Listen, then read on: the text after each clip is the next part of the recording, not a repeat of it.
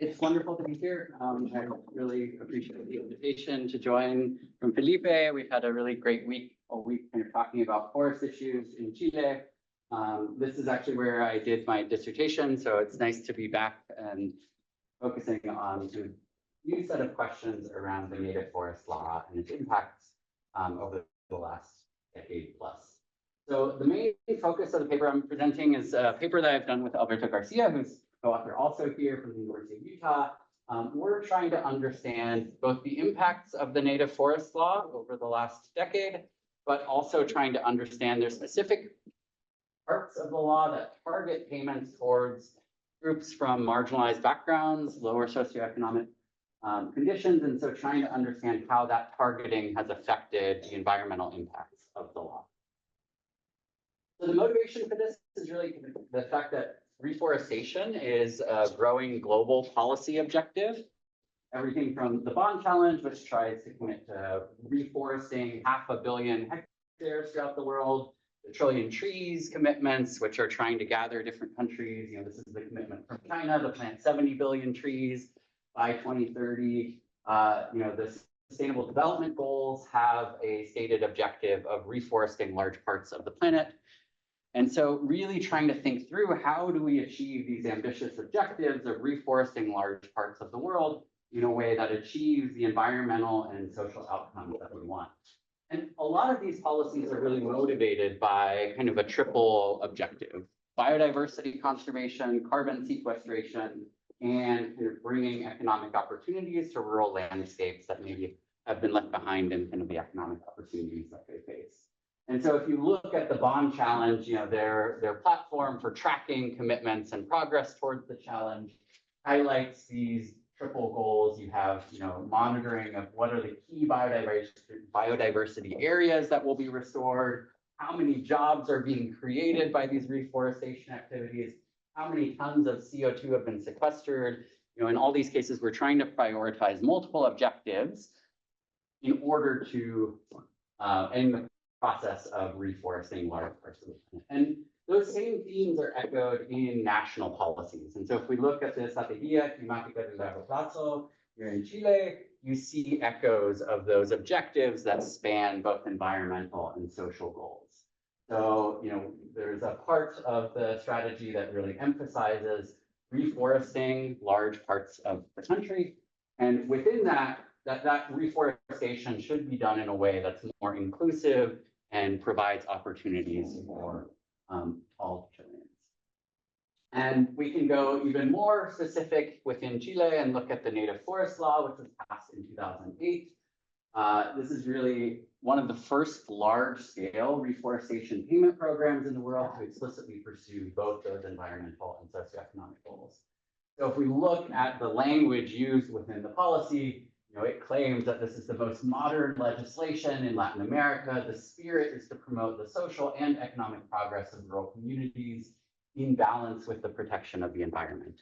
The context for this, I've done a lot of past research on DL 701, right? This was largely a response to previous afforestation subsidies in Chile that were perceived as failing on a lot of the biodiversity, broader native forest context, and also were viewed as being targeted primarily to the main large timber corporations, not benefiting kind of small property owners in rural Chile. And so this policy really sought to refocus a lot of the effort from CONAF towards native forest management and restoration, as well as to support small property owners in reforesting. So in this paper, we try really to tackle two big questions. The first is, did the native forest law payments actually increase forest extent? Do we see payments leading to some benefit? This isn't just like a theoretical question. I think it's like core to how we think about payments for ecosystem services more broadly. There's been a lot of controversy in the past 2 years about offsets, about different types of payment programs that are seeking to achieve some forest cover outcome. And often they're really under-delivering in the promises that they make. That people get paid and they're just largely doing the behavior, the practices that they would have done elsewhere. It's really hard to target payments and find the people that are really changing their behavior in response to those payments. And so that's kind of just a fundamental question that we think hasn't really been tackled very often within the reforestation context. So the Chilean case provides a really nice study system to understand whether payments for reforestation maybe behave differently than payments for avoided deforestation, where there's been less. The second big question is, how did the prioritization of smallholders and economically disadvantaged groups affect the environmental performance of those payments? Does that targeting distract from achieving the biggest environmental impact you possibly could? Or are there synergies, are there benefits of actually targeting towards disadvantaged groups that increases the environmental effectiveness of a payment for ecosystem services program? And just a really quick preview of our findings. So did the native forest law payments increase forest extent? And we find yes. Largely you see after the implementation of, or kind of when a property enrolls in the program, and I'll go through these in a lot more detail and walk through all the axes, but you do see generally an increase in forest extent over time after properties are enrolled. And how did the prioritization of smallholders and economic disadvantaged groups affect environmental performance? These are the smallholders. These are other interested parties that do not qualify for the smallholder program. And we see no additionality in those other interested parties. And so that to us argues that the targeting toward smallholder actually is complementary to the environmental impacts are complementary to the socioeconomic objectives of the policy, that you maximize your environmental impact by targeting those payments towards smallholders. So that's the broad argument I will try to work towards and convince you of by the end of the seminar. We think there's like two main contributions of this work. One is just actually providing this type of rigorous impact evaluation of a reforestation policy. There are a few policies looking at DL 701, so both my work and Espana's work. There's been some work in China on the various payments for reforestation there, but we think this is one of those first policy evaluations that really shows rigorously what the impacts of those payments have been. And then the second contribution is trying to understand the influence of socioeconomic targeting on the effectiveness of these types of payment programs. So there's been some prior work more focused on payments for avoided deforestation that has raised concerns that if you're actually targeting those payments towards lower income individuals, those are the individuals that are least likely to engage in deforestation. And so through that targeting, you're increasing the non-additionality of payments, you're reducing the environmental effects of those policies. And we're going to look at that in the case of forest restoration and reforestation and see whether that kind of targeting has a similar kind of trade-off, or if we might be in a setting where we have a win-win between the socioeconomic and effect.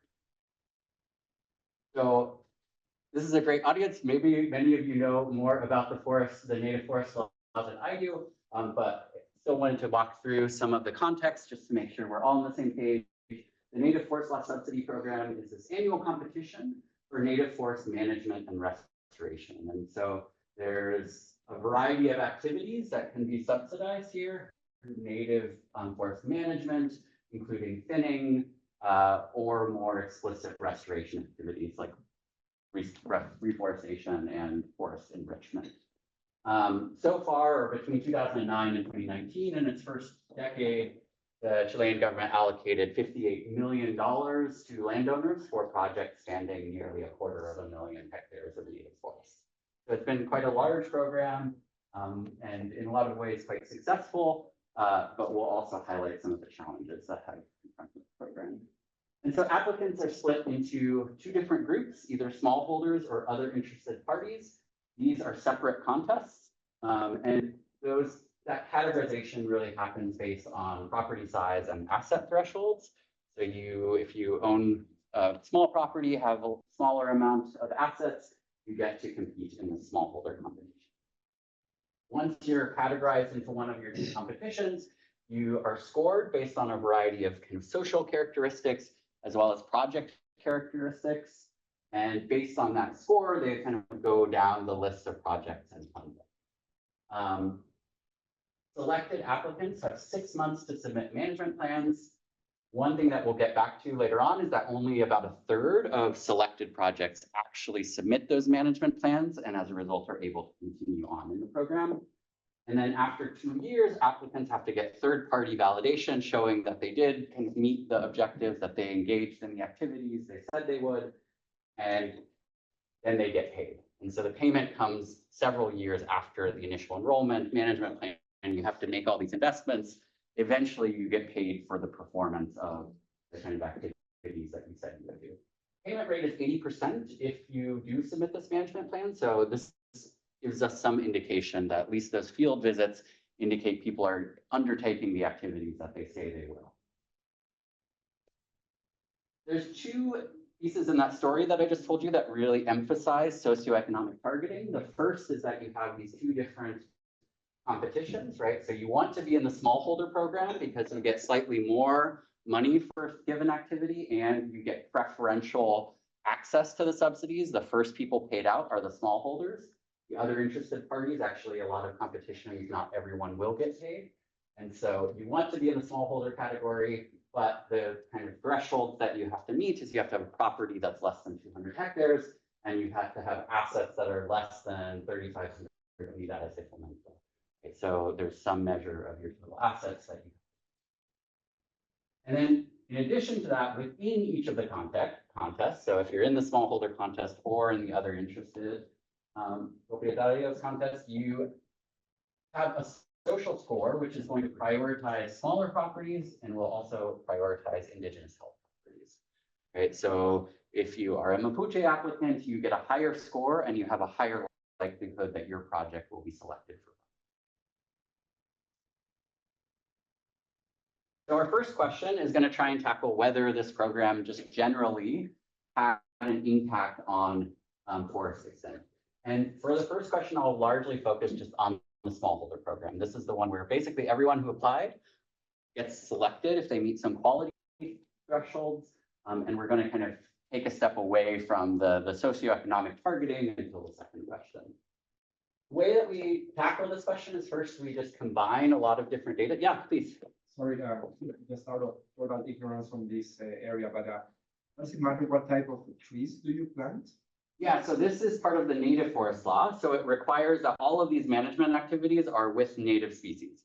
So this would not qualify for any kind of forest management with eucalyptus, Monterey pine, other species, right? So this, and part of the project kind of criteria are some of these criteria around what types of activities are you engaged in. Yeah. Advantage of the question, but going back to the previous point, yeah, how is exactly people pay? So basically, so you are basically selected in some of the two tracks. Yeah. Then you, after that, you submit your management plan, and there you put some targets, something like that. I'm going to plant the stuff, and this is what I say at that stage. It's not going to affect whether, because it's after I won like the contest. Right? Exactly. So okay. So you first submit an application where you say the activity you want to do. Okay. Then you submit a more detailed management plan, which actually kind of like does the detailed mapping of exactly where on your property you're going to engage in those activities, exactly what activities. But largely you've already been selected for a given amount in a given activity in the first stage. The management activity is just starting to provide the details of how you will execute that contract. And then the monitoring comes 2 years later, and then the payment comes after that monitoring. And what you are going to do is going to affect your score. So for instance, if I say I want to replant, I don't know, 100 hectares, I'm going to get more points than if I say. It both affects the number of points, which is whether your project gets selected or not. The different characteristics of the project kind of are part of that score, but it also affects the value that you get, right? Different activities are subsidized at different rates, and different regions of Chile, it's trying to kind of compensate you for the cost of engaging in those activities. Now, Albert can correct me if anything that I'm saying is wrong. Is there a level of discretion for the authority to approve these plans, or like? That's kind of the amazing thing with this project is it's a very clear scoring criteria, so no discretion. And so we have another project with Felipe where we're actually using those scores. And in the other interested parties, you actually have a threshold each year where if you happen to be below that score, you don't get funded. And we find that there's no kind of, that study we show there's very little discretion allowing people to kind of adjust and manipulate those scores. And we can use that scoring threshold actually to do a different form of causal inference and answer some different questions. I'll touch on that paper. Great. Okay, so does the native forest law increase. So now we're going to take the CONAF administrative data. They give us actually the scores that they assign to each successful project. They tell us the subsidized area within a property. So you don't have to like say you're going to do an activity across the entirety of your property. You say, I'll do it on this half of my property. And we know the compliance status. So did a project actually submit its management plan? Did that property after submitting the management plan get paid by CONAF? We know all of those details about each project.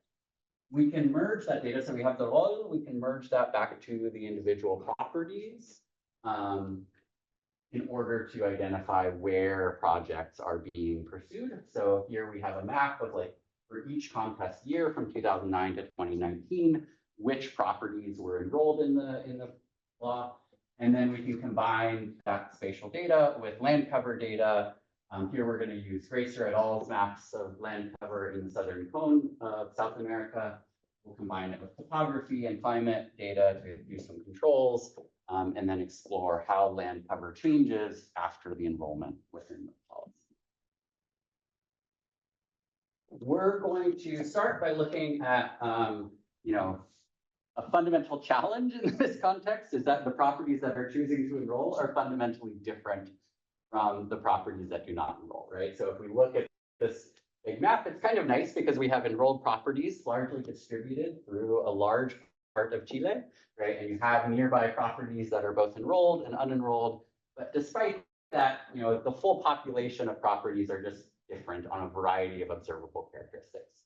So the first thing we're going to do is kind of try and map those up. But I'll show you that on native forests, the participants generally have more native forest cover than non-participating properties. They have a lot less pasture than the non-participating properties, and on a variety of other metrics, right? So the distance to a sawmill, the tree cover, plantation area, property area, there's a variety of metrics that they're not quite balanced on. And so what we're going to do is a propensity score matching approach, which is basically just modeling selection into the enrollment and try to all at once kind of smooth out all those differences across observable characteristics. So this just shows the outcome of that matching, that we're getting distributions that are quite a bit more comparable than they were to begin with. And we can look across all of those different metrics that we're seeing normalized differences between our treatment and our control units that are quite large here, and really our ability to reduce those differences through this matching technique, right? So across all these different metrics, we're getting a much more comparable control group than we had initially. I think even more compelling is after that matching. So here, this is going to be kind of one of the key figures of the talk. We have years since enrollment, right? So we're tracking time, with 0 being the first year of enrollment and this dotted line being the year before you enroll in the program. On the y-axis is going to be tree cover as a percentage of the overall property, right? So this one is that you have an increase in 1% of tree cover relative to the control. We're looking at the difference in tree cover between our treated units and our control units. And really nicely is after we do this matching, we see that before properties enroll in the program, there's almost no difference in trends, right? They all kind of hover, the treatment and control units have very similar trends in tree cover. But then beginning in the first year of treatment, you start to see a divergence, right? And this indicates the steady growth of tree cover, is how we're interpreting it, is this steady expansion of tree cover on the properties that are enrolled in the payment program. Anybody having it? This is kind of like a core result. If anybody has questions, happy to stop, but happy to continue. So we can also then kind of look at what happens to other land covers. If we aggregate all those individual years, right, we kind of get that there's about a 0.016 increase in tree cover.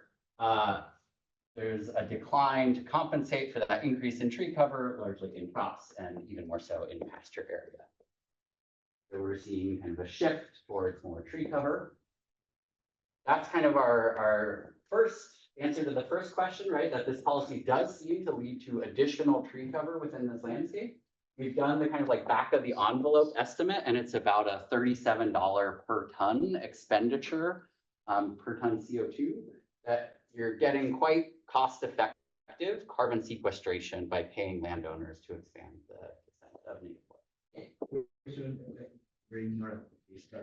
So the negative impact on like Yeah. is because these areas were used economically before, or it's just areas that were kind of you know, and then you it's like sorry, the economic jargon, but it's an extensive market, or is something that is a substitution between like economic activity?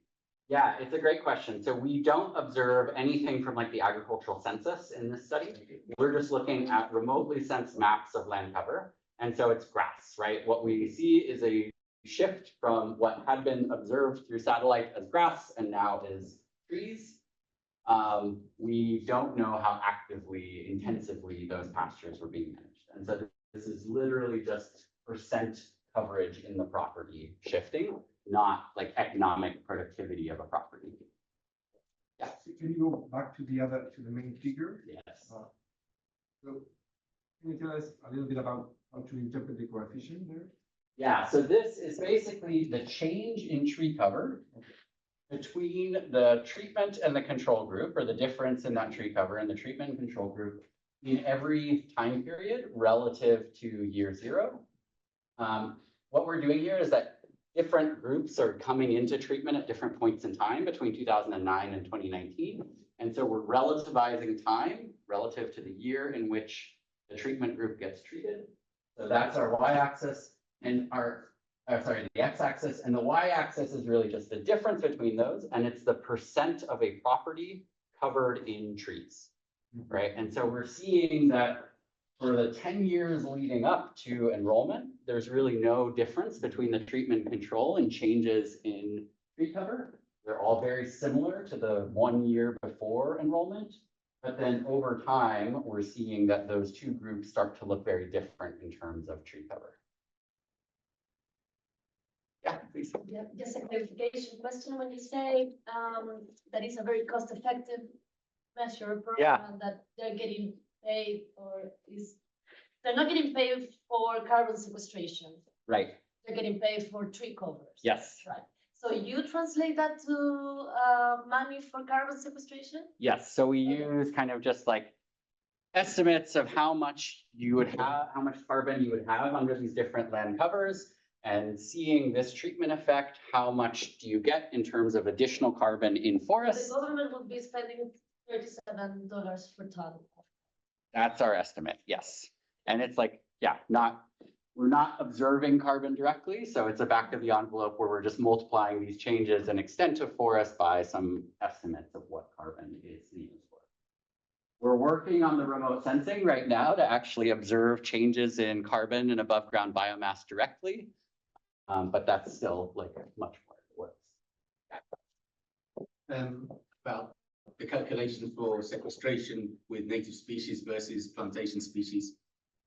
Does the ministry have standardized idea about sequestration for native species? Is there a, I don't know, for different species types? Yeah, so CONAF has their estimates. I'm trying to remember what we actually use for these calculations. We're using those same calculations I think that you had previously used, so it's just an overall native forest expectation. It's not differentiated by species. It is, yeah, it is differentiated by region, but not by species. So we can't match like a given landowner's species that they're planting to actual carbon.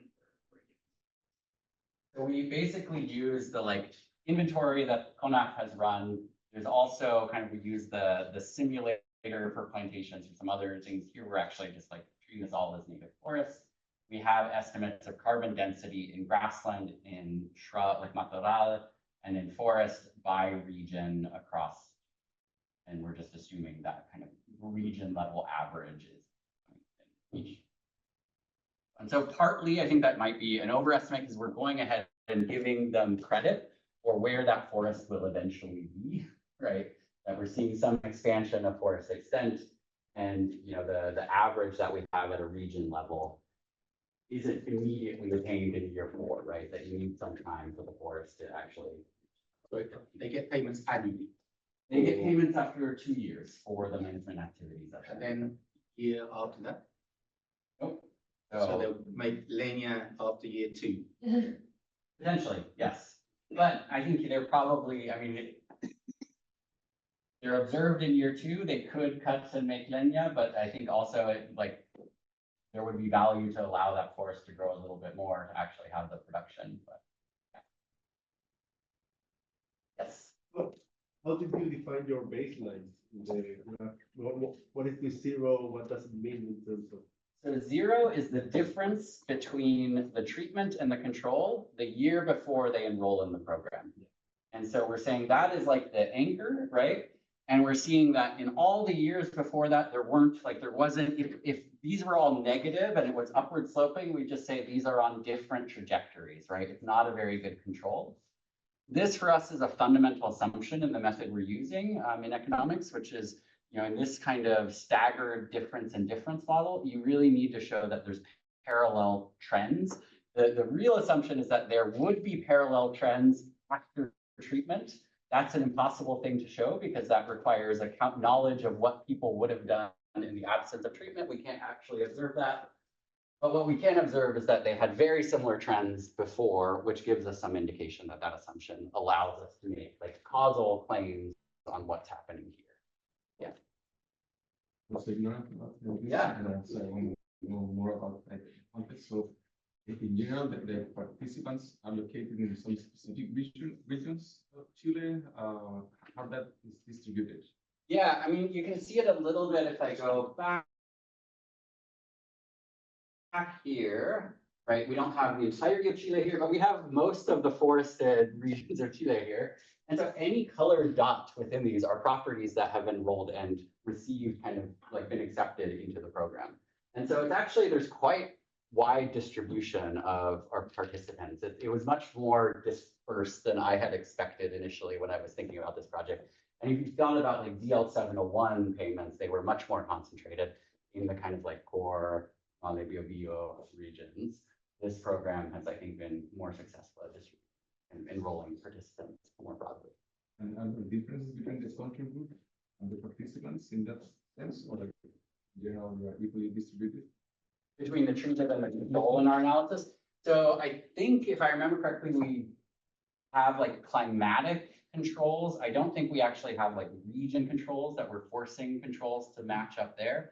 But we do have climatic controls that would mean that our treatment that we select in the matching process should be in kind of a similar distribution.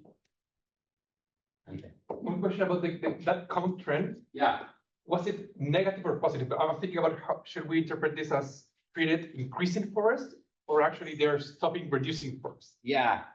So we find, and I think I have this in the next section, I'll show you the trend line, the actual baseline trend. Maybe jump to it really quickly. It's going to give away the difference between the two. But so this is the smallholder contest I've been showing you.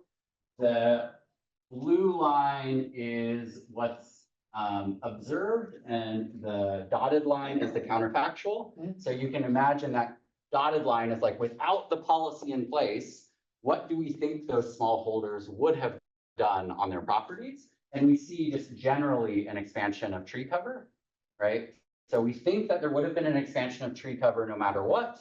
We are seeing this shift, which tells us that the policy is then accelerating that expansion of tree cover. It does also highlight this challenge, if you did payments entirely off of just how much forest has increased from one point in time to another, you would be overpaying property owners, right? There is some risk of non-additional payments if you just measure carbon in time 5 minus carbon in time 0. You would think that they're increasing carbon much more, but our method allows us to say, okay, it's actually just this difference, and that's what we're going to calculate for our carbon effectiveness policy is how much is the carbon here versus here, how much did CONAF pay those farmers to get that increase in carbon. That's where we're getting the $37 per ton CO2 measure. Yes. This is a question more for a seminar, but are you worried about kind of general equilibrium effects where the control group could be affected? Some kind of displacement, because this is intrinsically in the different stuff. But are you worried about that, or maybe you can try I don't know, some kind of different counterfactual where part from like the treated area or something like that. Yeah, I think that's the right way to do it, is to kind of do some donut hole buffers and forcing those match to come from further away. It's a little bit tricky since they are coming from like so much of Chile that, you know, you can only do it so much. But we can maybe think about like the intensity of treatment in different landscapes and look at heterogeneity and the treatment effects as a function of the intensity within the local treatment levels. I think the other, I had an interesting conversation earlier this week where I think that effect could go in either direction. So I was talking with Pablo Donoso, who's been saying that there's been a real challenge in creating a market for native forest timber products. And so you could imagine that by seeding new forestry activities within a landscape, you're creating more opportunities. And so you actually have spillovers that amplify the native forest within the landscape because you're creating a local market for native forest product processing, right? And so that to me is like, it means it's ambiguous if it's necessarily a leakage or maybe a beneficial spillover from the policy. Okay, so the other exciting piece, how did prioritization of smallholders and economically disadvantaged groups affect environmental performance? Everything that I was showing you up to this point was for the pequeños propietarios. And now we're going to look at the otros interesados. And so these are the kind of larger properties over 200 hectares. What happens there? And we find no change in tree cover, right? So this contrast is really striking, that we're finding no additionality here. We are seeing it here, right? And so this targeting seems to be routing funding towards the individuals that yield the biggest change in tree cover. The same plot as before, right, where we showed this increase in tree cover here, we just see no changes. And in the work with Felipe, where we're looking at the kind of regression and discontinuity on scores, we're seeing some evidence that these otros interesados are changing, but they're basically substituting plantations with native forests. That they're taking forests out of plantation rotation and moving it into, or like monoculture, non-native plantations, and they're moving it into native plantation rotation. So it's still achieving some maybe biodiversity benefits and changing behavior, but just in terms of total tree cover, carbon benefits, things like that, we're seeing that your additionality, bang for your buck, really comes from the pequeños propietarios. So, you know, here we can see that plot that I was showing before, and now if you look at the otros propietarios, you see that the counterfactual is really tracking, and it actually sees like an even bigger increase in tree cover. The otros propietarios have a higher baseline of tree cover to begin with. They're seeing a faster expansion, but we think they would have done that no matter what, right? It's not that they're behaving differently after receiving the payment. They just get the extra money from CONAF to engage in the same expansion of forest cover that they would have otherwise. So, do you assume or do you know that they're replacing their plantations with native forests? Yeah, so I like opening up a can of worms by mentioning that, like we have another paper that uses different data and a different research design where we actually are showing that they are replacing, right? That they are changing. There's no additionality because they're replacing not forest, not planting more forests. Exactly, yep. So they're changing the mix of species that they're using on the properties. It's more like a payment for avoided deforestation. I would say like you could then sell that as a payment for biodiversity conservation, maybe, right? That this is like the native forest law. One of the intents is to increase native forests in Chile. Systemic services, right? Exactly. Broad. Yep. So it's not only forestation. Yeah. And so I think there is some evidence that the law is achieving that even in the large properties, but they're not changing the total. We haven't done the carbon calculations yet, but I don't think it's really changing carbon on these properties, right? So the government shouldn't be claiming these payments to the large property holders is expanding carbon because it's really just changing the mix of species. Maybe it's leading to a change in the biodiversity. Needed for the NDC Exactly, yeah. objective. Yeah. Yeah, and that's one thing like broadly, I've been working in this space in Chile for a long time, and you know, often the ODEPA and the CONAF reports just like count how many people have we subsidized, and now we're going to sum up all the plantations and all their properties, and that is the carbon we have achieved through these payments. which I think all of this in the background is saying that is a very bad way to say you're meeting your NDC. You want to carefully think about how are people changing their behavior in response to the subsidies you're making, and how much additional carbon are you getting in ecosystems as a result of those. One other kind of really interesting analysis that Albert came up with was to actually look at kind of comuna poverty rates. We don't know the actual income or wealth of individual applicants, but we do know where those properties are. And we can look at the heterogeneity in that treatment effect. So basically, this bar, we're going to look at how that varies as we shift across the poverty rate within the comuna that property is located in. And we show that the effect gets much higher in higher poverty comunas.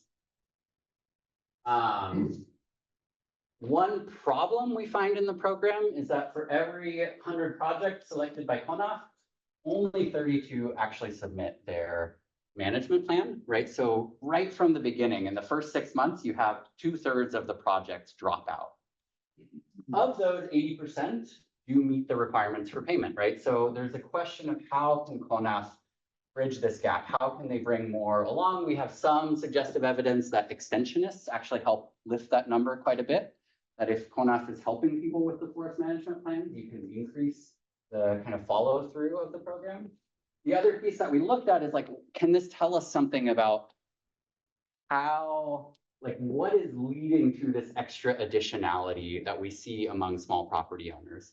And we're finding that the people who are most likely to drop out are the ones with the highest social score. The ones that are more likely to drop out are the smallholders. That there's basically, as you reduce income or have smaller properties, you're seeing more likelihood of dropping out. We think all this is evidence of credit constraints, that people are being asked to make significant investments, hire somebody to help them create a management plan, engage in a lot of management activities, and get paid 2 years out in the future. And maybe those individuals that are facing the most socioeconomic difficulty are actually struggling to meet the initial program. And so maybe some credit that you give to people with kind of backed by the eventual subsidy might help people follow through with the program. Clarification question. So the estimates are for those that actually submitted the plan. It's not intention to treat. So it's the guys who Exactly. and Yes. Okay. Yeah. Great. So I wanted to leave plenty of time for questions, and we've already started jumping into questions. But I think kind of aggregating all of that, what are the lessons that we learned from this analysis? First, that the native forest law competitions did lead to the expansion of forests. We think that expansion was actually very cost effective, that if you compare that to any social cost of carbon, current contemporary estimates, that $37 per ton seems like quite a good deal. And that's a very rigorous estimate, right, where we're taking into account the government has also spent money on non-additional behavior or people who would have engaged in that activity anyways. And even with that, they're still getting additional carbon sequestration at a price of $37 per ton. Targeting payments towards poor participants increases the environmental impact. This is really different than the prior literature on avoided deforestation. So there, often when you pay somebody to avoid deforestation, you get the best outcome by targeting the biggest properties, by targeting the wealthiest people, because they're the ones that have the tractors ready to go to clear your forest. In our context, it's the smallholders who might not have the capital and the resources to be able to participate and engage in reforestation. And so those kind of characteristics are correlated with the additionality of the policy that we see. And so this is kind of an exciting result where it really does seem to be there's a win-win of targeting payments towards more marginalized groups leads to better environmental outcomes, but it won't always be the case across all payment for ecosystem services programs. This program does face low follow-through, and we do think that those ex post payments might prevent unconditional transfers, right? It's nice to see whether somebody actually planted the trees before you give them money. We want to have some payment for actual performance, but the way that it's currently structured within CONAF might be leading people to drop out of the program because they don't have the resources to engage in those activities and wait 2 years to be paid for it. And so CONAF has been discussing a little bit about ways that they could create kind of credit opportunities for these smallholders to increase their participation. And so that's kind of all that I wanted to talk about today, but excited to hear your questions and reactions and any suggestions you might have.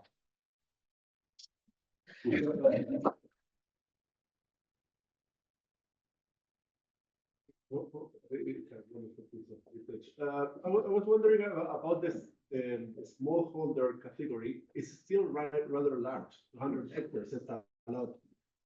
So do you have any notion about what's happening with the smaller landowners, like 10 hectares or something like this? And connected to this, whether do you have any notion about the dropouts, and if the dropping out is something related with costs? Because I assume that to make the management plan should put some cost for the people involved, but probably this smaller landowners cannot afford this cost. But I don't know. Yeah, those are great questions. So I think, the heterogeneous effects by the smallest smallholders, heterogeneous within, I think we could look at that. I think there's a way for us to get at that, and I don't think we have yet. So it's a great idea. I mean, we've looked at that across poverty, which I think is strongly correlated with the size of those parcels. And so I would guess we would see something similar, but it's a great idea. Part of the reason, I think, like we were actually just talking about this on the metro ride over, that for this program, smallholder is defined quite large. I think that's because these are largely forestry properties, right? And so they're that high aptitude forestal, they're bigger, but also lower value land than in agricultural landscapes. In some of the qualifications for agricultural subsidies, you have much smaller thresholds. And so some of the way that they've been talking about qualifying for credit would actually then have a much smaller threshold, that it would only be targeted towards the smallest smallholders. And so understanding whether those are also the ones that lead to the biggest additionality benefits would be a really interesting question to guide that policy. I pulled up this slide because I think here we see a little bit of the evidence of the kind of follow through. We don't actually monitor this and measure it by like the cost of the activities that they proposed. I think that's a really interesting idea to really pinpoint, like, is this a credit constraint that like very large, more capital intensive projects are more likely to drop out? But we do see that it's like, if you have a higher social score, you're less likely to comply, to actually follow through on the project. And so I think that for us is some indication that heterogeneity is like, there are some constraints on the smallest properties, on properties held by Mapuche. Those seem to be the ones that are least likely to actually follow through on the project. Yes. It was about Mapuche, about indigenous, non-indigenous smallholders, and whether that was something you specified clearly, and whether that was the case. But what struck me is the geography of the distribution of these properties, which are all along this spine, probably on higher gradients, because you looked at topography and gradients, and it just strikes me that it's on land that plantation. They don't want to do contract forestry for a big company. They'll wait 8 years to get paid by CMPC or whatever. So I was wondering whether there was a logic to that, whether you found that the gradient was, so this is land that isn't great for other things, so it's a good strategy for them. So it's not something that could be applicable across the board. It is. So on the Mapuche, not Mapuche, we can't look at that heterogeneity here because we don't know actually for each project the components of the social score. We only know the final social score, which is the aggregate of all these other metrics. I think that's great. They do provide the indigenous. Okay, so we could look at heterogeneity specifically for them, which would be really valuable to do. It's why we haven't been able to look at like, assets or income or some of the other metrics, but we could look at like the binary difference in impacts across those two communities. The distribution of the properties. So one thing that I didn't mention, I'm fairly confident in this. This is definitely a requirement for the DL 701 subsidies, and I'm quite certain it's also for this one, is that you have to be in areas that are of preferential aptitude. And so that is largely high slope places. And so you end up largely targeting, the Coast Range and the foothills of the Andes. You're not like, I think partly you miss a lot of the Central Valley. And I think the idea there is you don't want to be paying people to reforest in landscapes that could be used for productive agriculture. This is, another piece of this policy is to encourage reforestation in areas that are highly erodible, that would get other ecosystem services and benefits from putting forests and managing forests more sustainably. Yeah. The question was really more about clarification. The people who apply for this is an individual person, or it could be a company that also applied for receiving this money. That's one question. The other one is, I know this is a quantitative study, but I wonder if you had the chance of talking to some of the people who participated in these projects to know like the motivations to.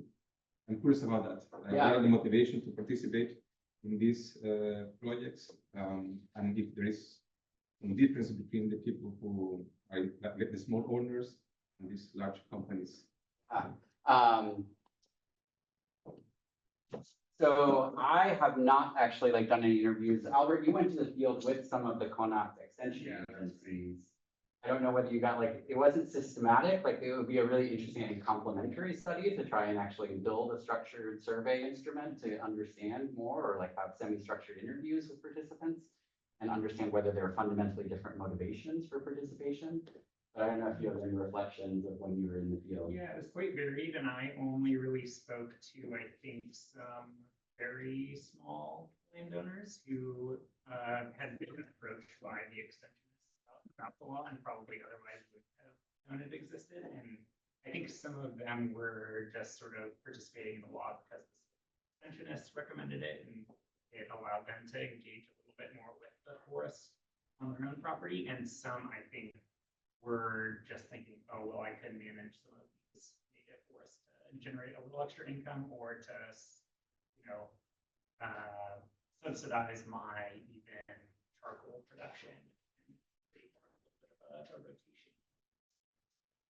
So a little bit all over the place depending on the specific landowner, and I'm guessing those motivations are actually quite varied across the regions as well.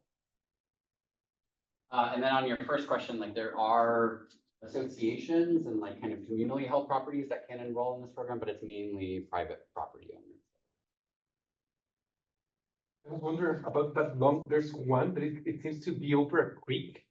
Oh, I think that might just be, I don't think that's actually a problem.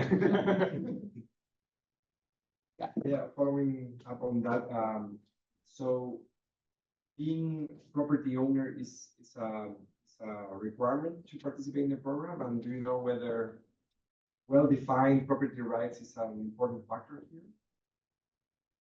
It's a good question. I mean, this is where I'd be curious. I have often worked under the impression that in Chile, these property rights are quite a bit stronger than in most other Latin American countries, and that, these are all in the CRN database, people are paying taxes on these properties is where we're getting to that. I'm curious whether that is a fair assumption that these property rights are fairly strong and well understood and known. But it is a requirement for enrolling in the program that you have to register exactly which property, which you're enrolling in the program. And then they do send part of the management plan is you are then identifying the part of that parcel that you will be engaging in management practices in. And so I think in my mind, that all says, there is a very clear delineation of where you're engaging in these activities.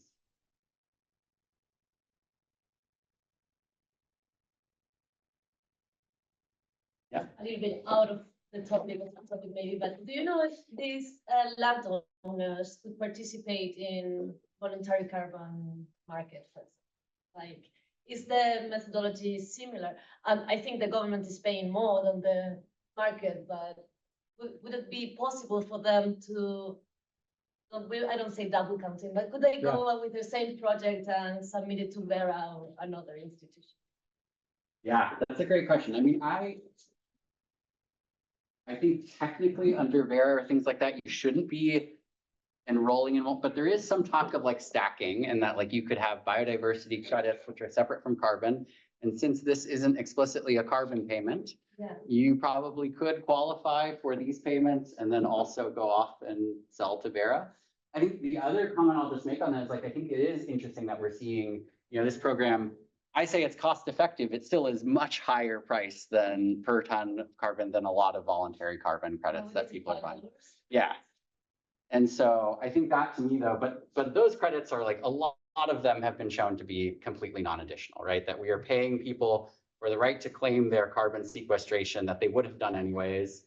And so I think for me, this is one more indication in that broader literature that real carbon reductions, even in kind of land-based climate solutions, are more expensive than what the voluntary market would have people believe.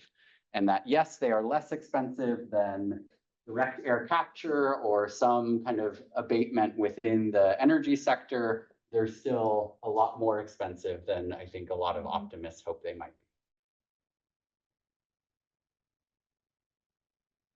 So the practicalities of forest fires, the big fires we've had, is that if that happens within your 2-year and your whole new additionality has disappeared, do you still get a payment? What were the deals on dealing with forest fires, or didn't it really affect those areas? It's a really interesting question. My understanding is that the risk lies with the landowner, that if you cannot show that those trees are alive after 2 years, then you would not get your. But I need to look at that more specifically of if there's some like risk provisions. This is actually a bigger conversation we're having right now where we're working with Conservation International. They have a bigger program in South Africa to change grazing practices. And a lot of the ways they're implementing their payment programs is payment for performance. And so they want like traditional herders to completely change their herding practices and then pay them after they've done this. And the biggest kind of hesitation among the herders is that this is a risky thing to engage in. They don't know how much carbon they're actually going to sequester. They don't know what the payment will actually be. And so we've been pushing Conservation International to think more like you have a portfolio of different herders that are all changing their practices. You should be the insurer. You should be the one taking on the risk for any individual change in behavior and just pay people a flat fee. And you will have to eat that risk of, if a fire comes through or if there's encroachment by a neighboring community or somehow the project doesn't deliver what it was hoping to deliver, that maybe should not be on the herders. And I think there's probably a similar argument here that fire risk, maybe there's a way for CONAS to take on more of that risk and increase the enrollment within the program. Like this actually, I mean, one of the like overarching results that we're finding here is that the additionality is among the smallholders. If we could increase smallholder enrollment, because right now basically they have a budget, they give it all to the smallholders, and whatever they don't spend on smallholders, they give to otros propietarios. So if you could increase the enrollment of smallholders, bring more into the application process, bring more into the kind of completion of the management plans, you would get more environmental impacts from policy. Because you showed there's no benefit in supporting bigger. Exactly. You get maybe So all that the money should be benefit of going native to forests. initial credit to support people to actually generate the plans, Exactly. but not to give it to these. I mean, your evidence-based policy. Yeah. Don't give it to the big shot. Yeah, that's kind of the result we're finding.